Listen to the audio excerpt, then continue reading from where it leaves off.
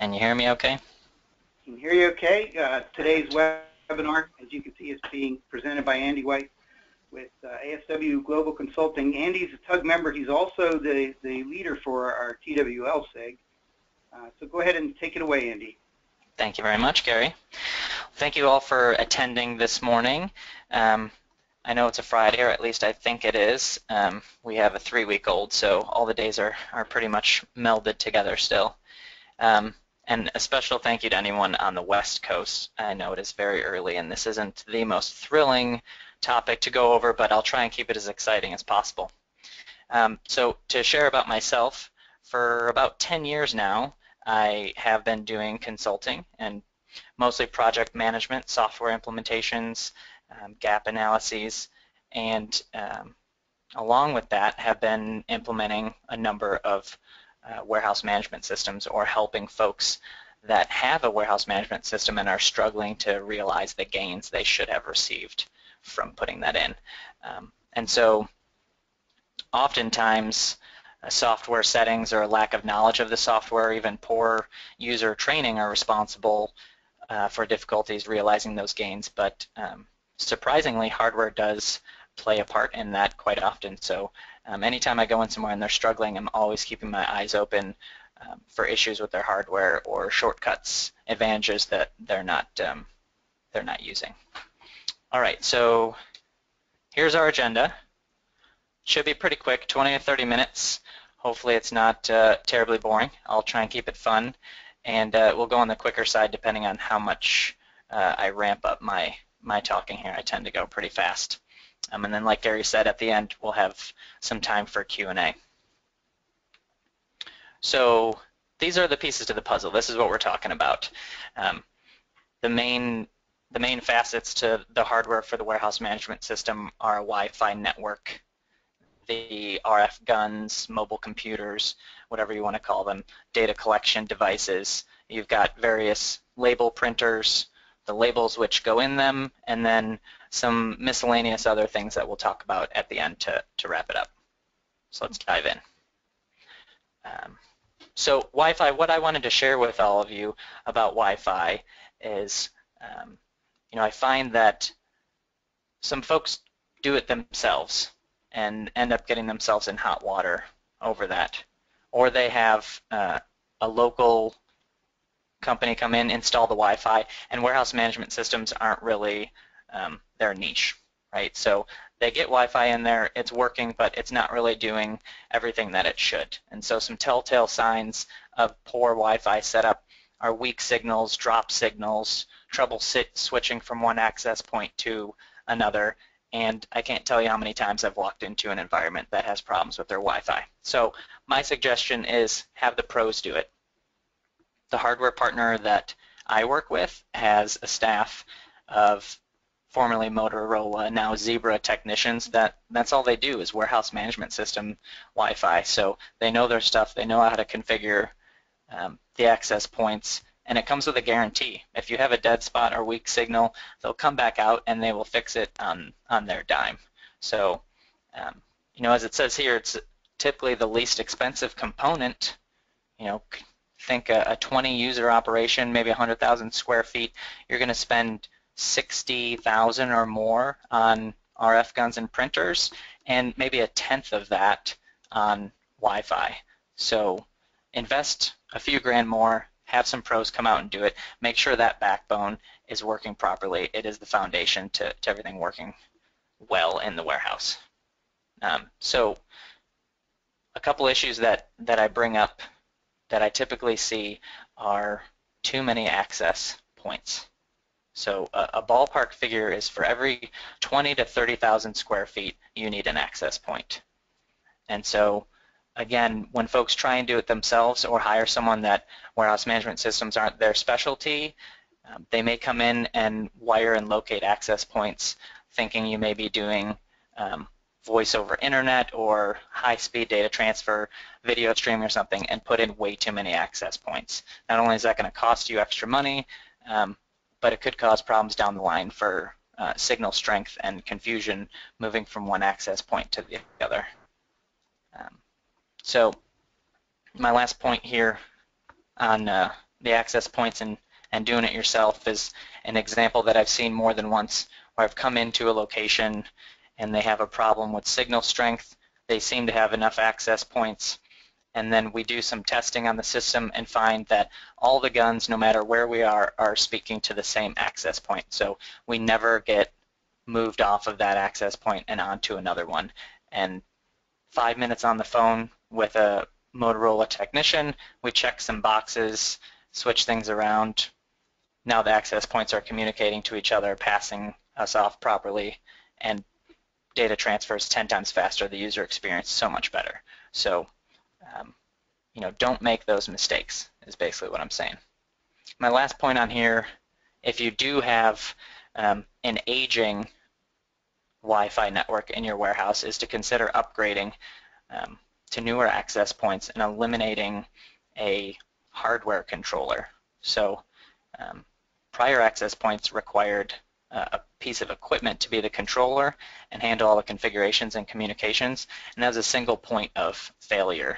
And as you know, if you have any problem in the Wi-Fi, you're pretty much not doing anything in your warehouse anymore. As soon as you've gone paperless, you're in a whole lot of trouble if you lose power or lose Wi-Fi. So the latest access points can act as virtual controllers, and so there's no dependency on one device. They share that responsibility, and they can even communicate to each other in the case of a device failing or struggling to put out the appropriate signal strength, and then kind of pick up the slack for that device that's struggling.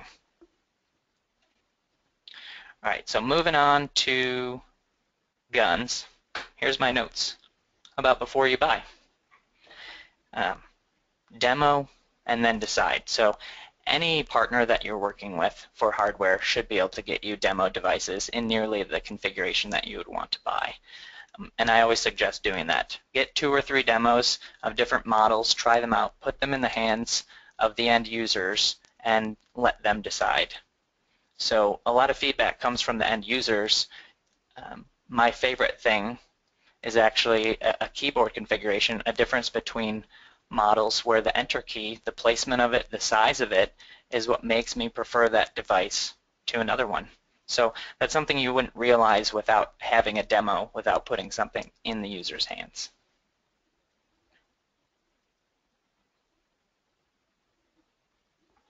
Sorry, getting a drink of water here. Service from the start, you can get that. That's the name for the product that comes from Zebra. Pretty much every provider, every manufacturer offers some type of coverage when you purchase the devices. I see folks, they're either not offered this, not aware of it, or they don't take the manufacturer up on that deal. It's a significant discount and is comprehensive coverage. So you can get that for the access points for the printers, for the guns as well.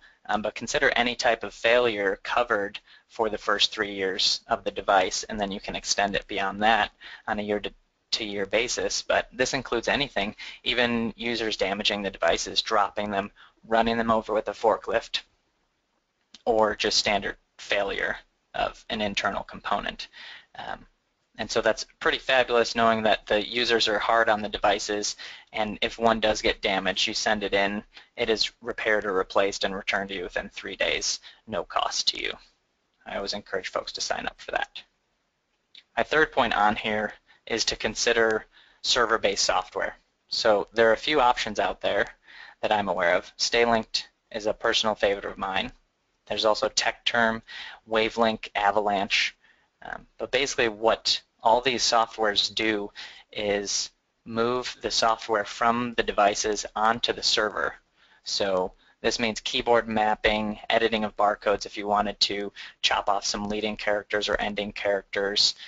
If you want the backlight to stay on longer, you make all those changes on the server and push those settings out to the client rather than having to do that setting over and over again on every single one of your clients. Another thing that it does for you is move your session onto the server as well. So the devices are essentially painting the screen, or a remote desktop, if you will, to the server, and that way if anything happens to the device, be it it fails or you walk out of Wi-Fi, walk out of the building or what have you, your session is still running on the server and is safe. So when you come back into Wi-Fi range, you get your session back right where you left it.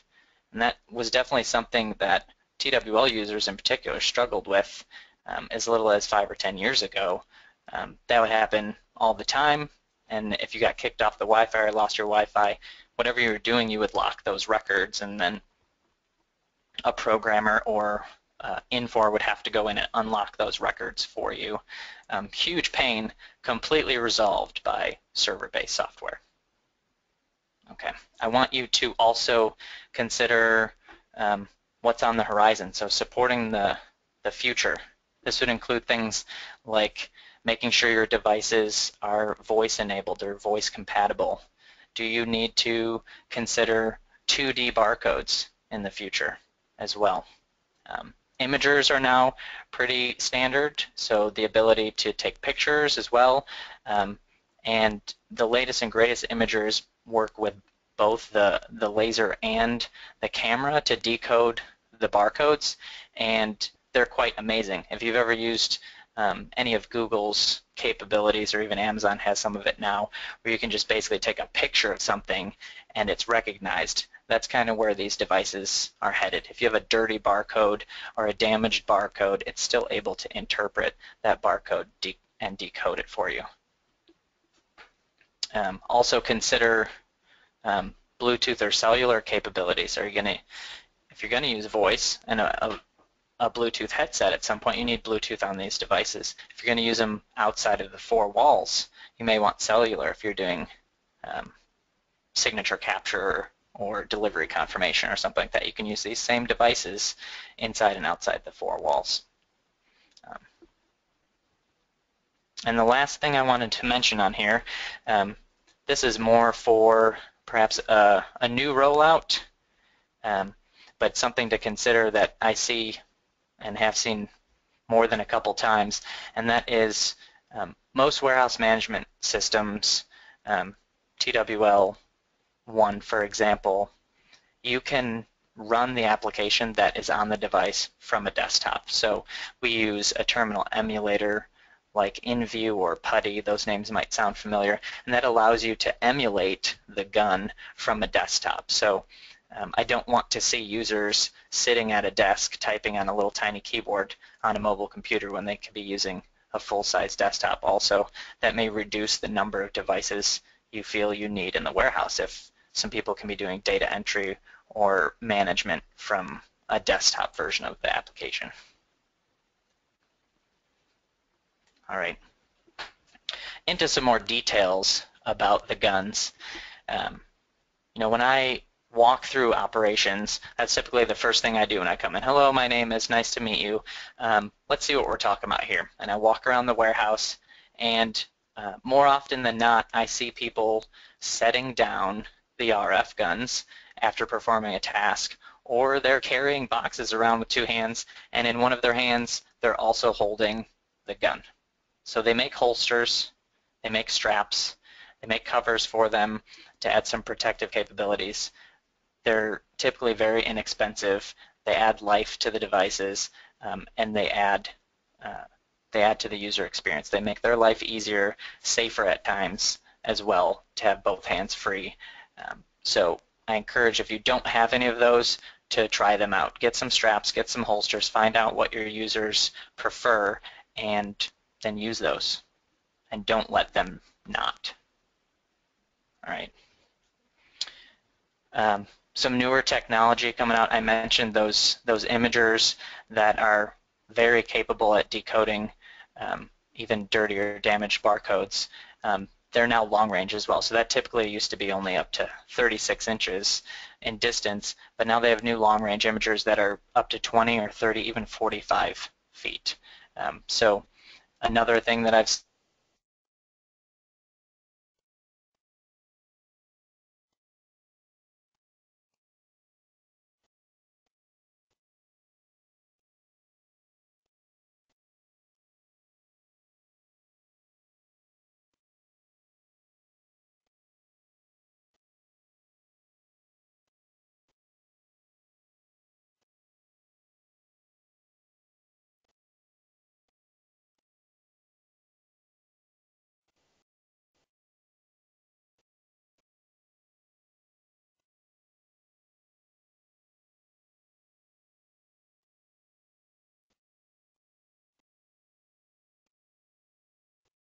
Andy, we've lost you. Getting a number of messages saying that nobody can hear you. Standard alphanumeric. Yeah, Andy, you broke up for quite a bit there. Okay. We good still? We good, but I think you need to go back to just after the long-range imagers where you're talking 40 to 45 feet. Okay. So I was basically had just said that you know, with some poor advice, that a number of users would have purchased devices that only scan a few feet away, and we typically have the need to scan 10 or 12 or even further than that, and that is pretty standard now with the imagers, all long-range options, which give you the ability to scan both inches and 10 to 20 feet away.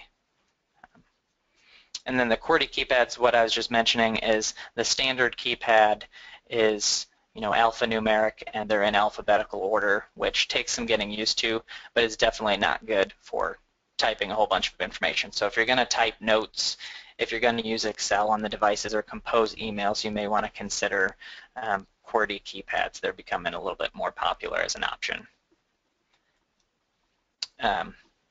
So I think it's important to consider easing the experience for the users, and that means anything from that software I was mentioning before, you know, changing the backlight timeout to adding keyboard shortcuts.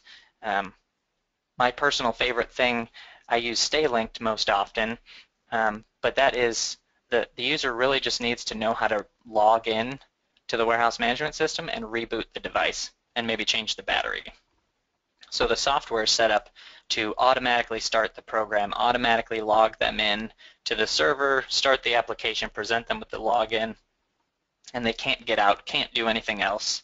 If for some reason the keyboard stops working, the scanner stops working, all they need to do is reboot the device. It's going to go through that whole loop and bring them right back to where they were, right?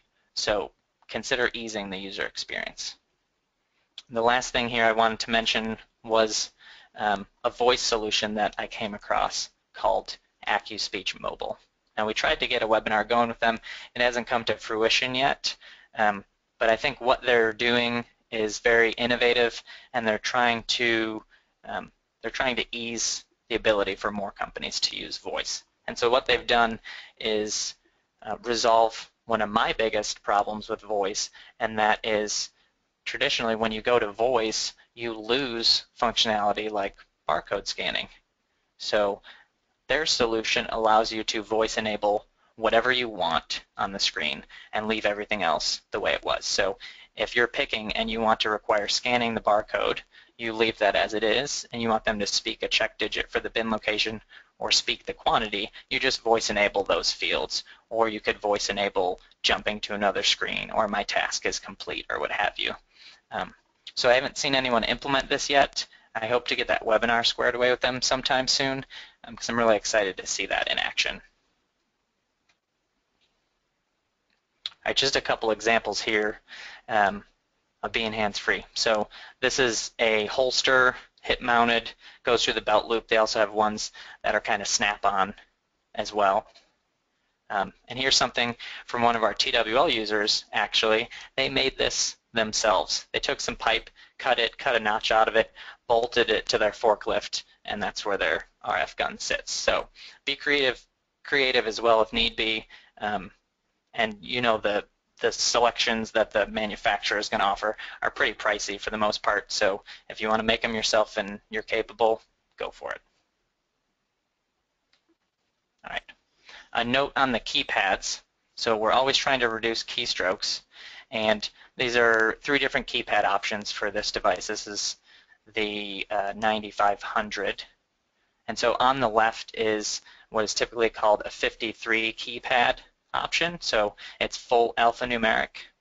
The middle and the right options are making some concessions. So to type letters on the middle one, I have to hit a function key and then the numbers. And to type numbers, I have to function key and letters on the right option. So that's doubling keystrokes, and you shouldn't have that situation. So if you have devices that are not 53 key, or you're looking at rolling out a new location, strongly urge you consider the 53 keypad option. Also at the top you'll see there are dedicated function buttons. There's even a red dash and a green dash. On some of the other devices there are red dot, green dot. Those buttons aren't programmed to anything. So again, with those software solutions, we can program those buttons to do whatever we want. You want change printer is red dash. Switch sessions, green dash, right? Or close PO, back out of the screen, what have you. You program those buttons to do whatever you want. Again, shortcuts is the key. Alrighty, so some info about printers. This is what we're going to go over. Industrial printers, what they're called, so that's basically your desktop printer. Mobile printers, those are printers that are going to go with someone out there that's receiving material or picking. We're going to cover the difference between thermal transfer and direct thermal labels, and then the importance of printhead care. So what I want to share with you about desktop printers is not to get talked into overkill. So this is a ZT230 here. It's about $800 or $900, which is about half the cost of what Infor would have recommended, or most hardware companies would recommend you use the Zebra 105 SL. That could be $1,500, $1,800 a printer. So those printers are meant to print 10,000 plus labels a day. This printer right here for $800 or $900, fully capable of doing 5,000 or 6,000 labels a day, no problem. So unless you have the extreme need to print thousands and thousands of labels a day, try not to buy more than you need and save some cash here on the printers. Also, consider the options that come with it. If you need Wi-Fi or not.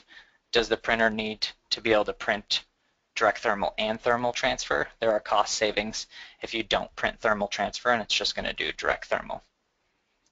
And then ironically, there was a post on TUG just the other day about printers, and one of the users, and I've heard this story a number of times, they get printers from UPS, the little printers, for free, and that's more than sufficient for their needs. They don't print thousands of labels a day, so they're happy to just use those. So you don't need an industrial printer. If you're just printing a handful or a couple hundred labels a day, find cheaper alternatives or $0 alternatives if you can.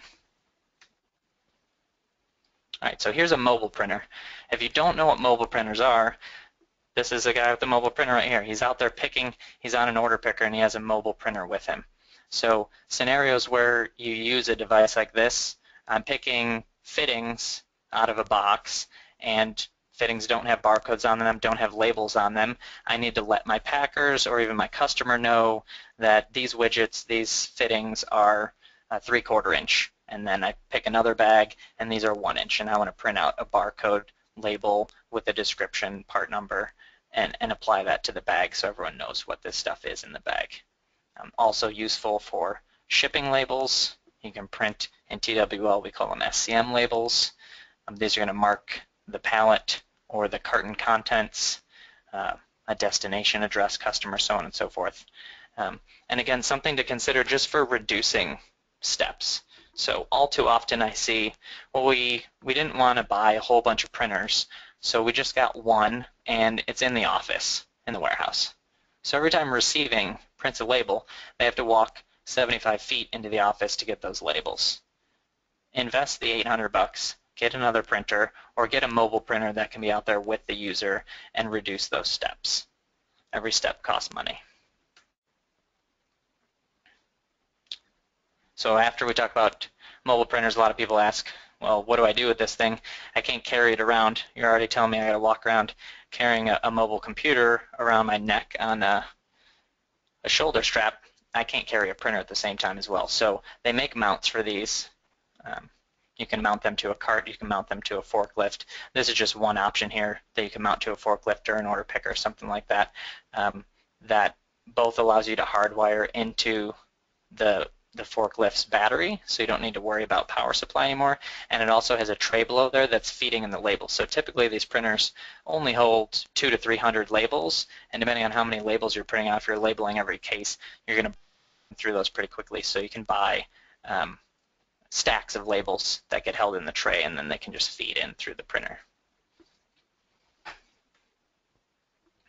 All right, so I think it's important to cover labels because they're overlooked. We've spent so much time and money talking about these mobile computers and printers. When it comes to labels, we just figure labels are labels and we'll buy them and everything will be fine. Well, I want to say that labels are not labels. So I want to explain the difference between thermal transfer and direct thermal. So one is with a ribbon, that's thermal transfer, and one is without a ribbon, it's just heat transfer.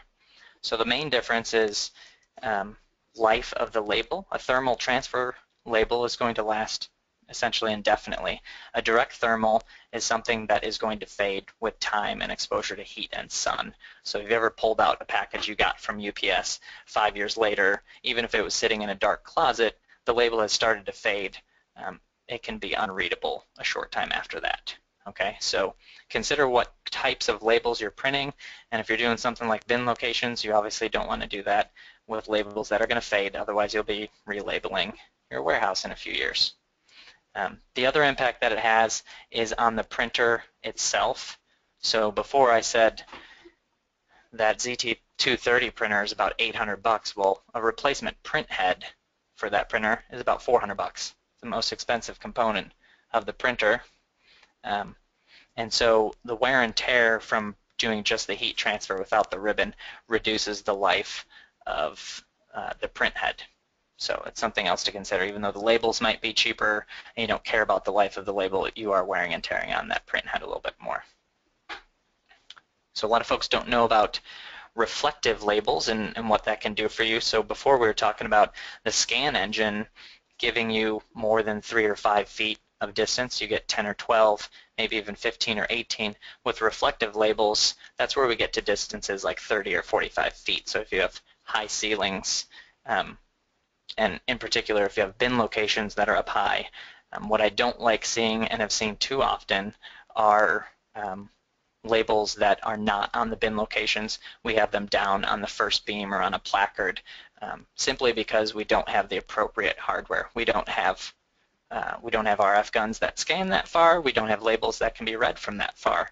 So just simple misinformation has caused us to make compromises in our warehouse that can result in errors during put away or picking.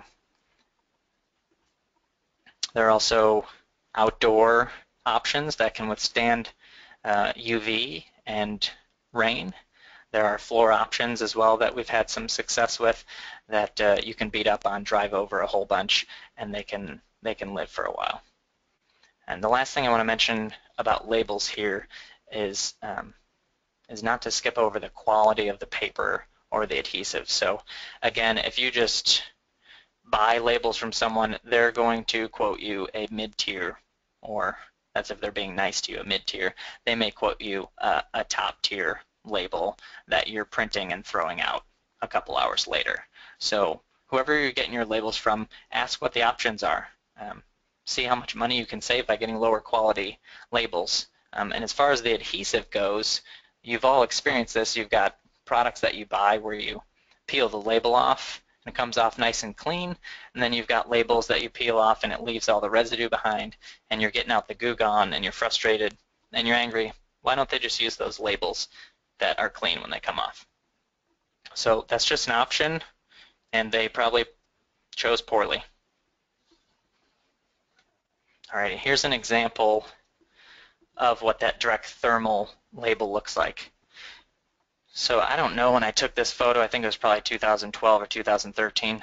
So you can see after 3 years this label started to fade, and in a few more years it would fade to the point where it wouldn't function anymore. So for this we shouldn't really care about. It's just a product, and hopefully it doesn't sit for another 3 years on the shelf. But again, if this is your bin location label, you're in a bad spot 5 or 6 years later when we can no longer scan our bin locations. All right, and my last note here about print head care, something definitely that folks do not pay too much attention to, and that is proper care of the print head. So you are supposed to clean the print head every time you change a roll of labels with an alcohol wipe.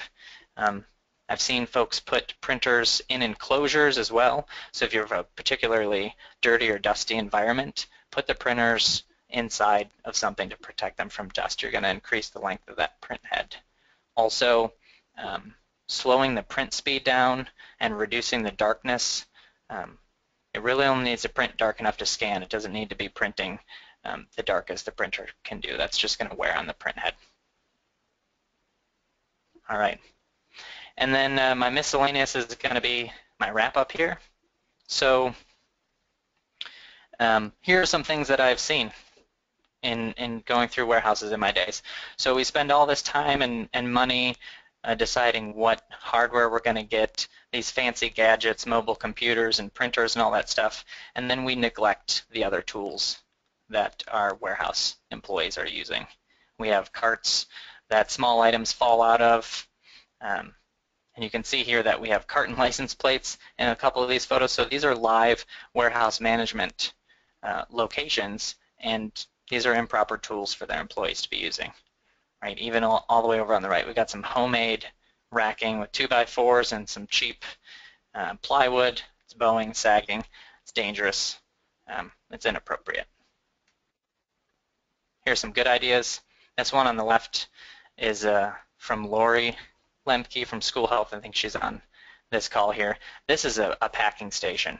All the boxes here that this user is going to need, their printers, their tape machine, all the stickers, packing slip printer. She's even got a little fan for summertime. All right, so again, consider the other things around your building, not just this technology, but other tools that they're using. The example on the right here is just an intercompany transfer tote. So rather than palletizing, having things damaged, lost, falling off, stretch wrapped, they don't have to deal with that. Items go right into this tote, loaded on the truck, and they safely make it to their destination. Last but not least, my personal favorite.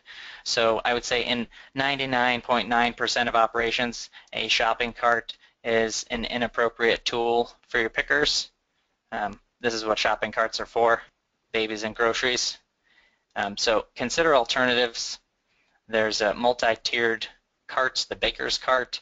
There are carts that, like here in the middle, that angle the totes towards you so you can place items in there to see what is in there. But these carts are fantastic, and you can picture putting a number of totes on here. I can simultaneously pick 5, 10 orders and safely and in an organized fashion have all that material with me.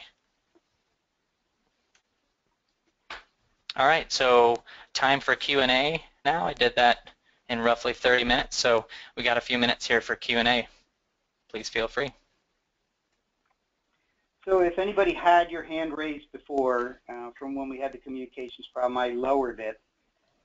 So if you want to raise your hand, feel free to go ahead and do that. I'll unmute you, and or type a question into the question bank.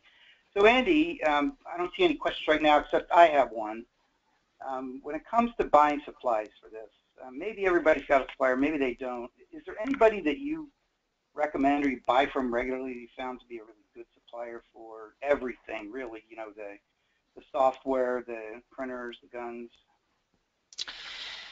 Yeah, the hardware partner that I use is local here in Chicago, but they're certainly a nationwide company. They're one of the biggest distributors in the U.S., and they're called Strategic Mobility.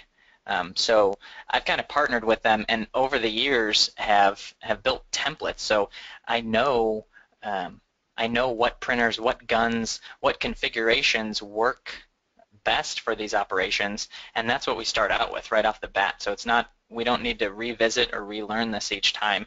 We just say, here's the few devices we think you'd want to demo. You're going to love one of these. Try them out and let us know which you prefer. Yeah, yeah, I've dealt with FMG too, and I like them as well. So one question that came in, where do you think gun and terminal software is going? Microsoft has kind of dropped the ball. The biggest thing that I'm actually concerned about, and you know, this is only for TWL specifically, but any Infor WMS solutions headed the same direction. They're moving everything to Web UI, and I don't know if it is 100% decided or not. It's impossible to get concrete confirmation from them on anything, but the RF portion of TWL will likely be headed to Web UI, which means it will no longer be a telnet connection. It will be essentially a web page, which is really going to suffer for speed. You know, it's going to allow for a lot more flexibility. You could easily drag and drop fields that you want on the screen, don't want on the screen, want to hide, automate some things, which is fantastic. But how much are we going to sacrifice in speed? We're trying to keep warehouse management system very simple for the operators, and now we might be adding some complexity. Okay.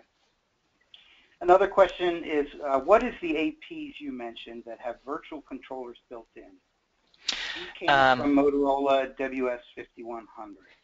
Yeah, so I neglected to share this. So I figure I guess it's fairly common knowledge by now, but it really isn't.